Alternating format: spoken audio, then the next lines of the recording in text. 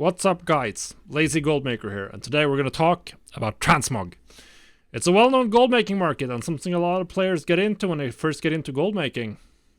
And a lot of people also get incredibly discouraged when the sales don't show up. So what do you do about that?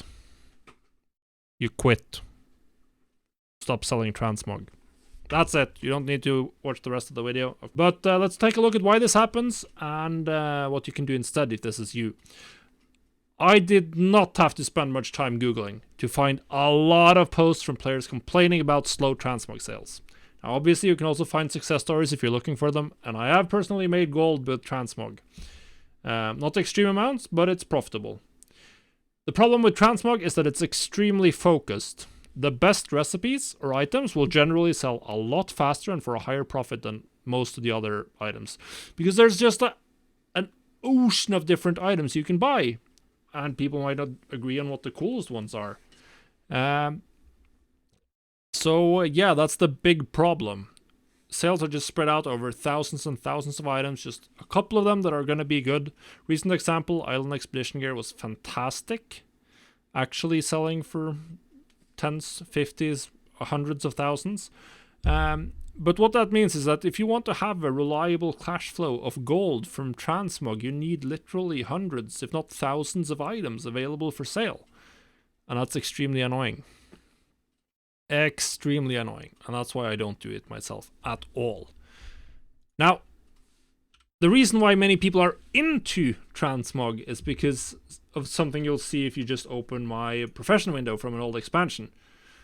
Look at these profit margins that TSM is promising me for Uncanny Combatant Deck Pounder. 400,000 gold. That's obviously incredible, and if you just look at this, you'll be like, awooga, where do I sign up? I can make gold cap from one Uncanny Combatant Spellblade. Do you think it's likely that this item is going to sell for gold cap? That someone is going to be interested enough in this Transmog to actually pay gold cap for it? They aren't gonna do that. It's extremely unlikely. And that's the general case with all of these. Even these that are 50,000 gold profit, they do not sell quickly at all. In fact, they sell incredibly slowly. This Uncanny Combatant's Cutlass, which has a more reasonable profit margin, the region average daily sold is 0.04. On average, one of these items, one of these cutlasses will sell every 25 days. One of them. So you have to be the one guy who gets the one sale every 25 days. And that's the case for a lot of these Transmog. And that's why you need hundreds of them to get any meaningful amount of sales. So don't get drawn in by these fantastic profit margins. They are real. You can sell items for very high profits. I've sold Uncanny Combatant Gear during Shadowlands for a very high profit margin.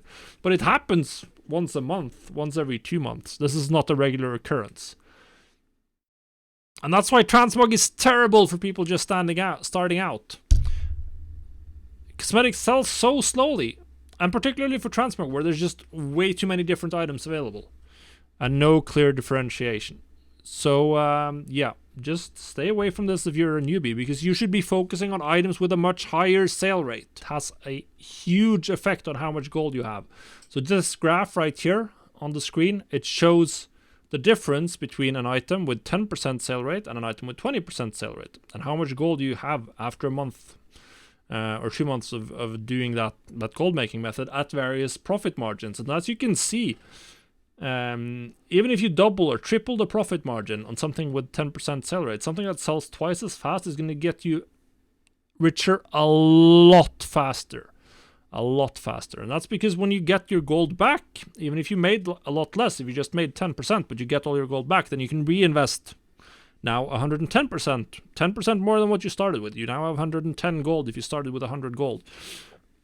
And then you reinvest that, and then it brings you back 111, or that brings you back a new profit of 11, so now you have 121. And that's what's called compounding interest for those of you are compounding in general. And it's why you should prioritize sale rate when you're starting out. That's why Transmog is bad when you're starting out, because it compounds way too slowly and it doesn't accelerate you fast enough. You're going to be stuck for a while. So yeah, unless you have a steady capital base or you just absolutely love the idea of being a transmog tycoon, you shouldn't focus on them. Now, if you love the idea of being a transmog tycoon, then yes, you should do transmog because it's important to have fun.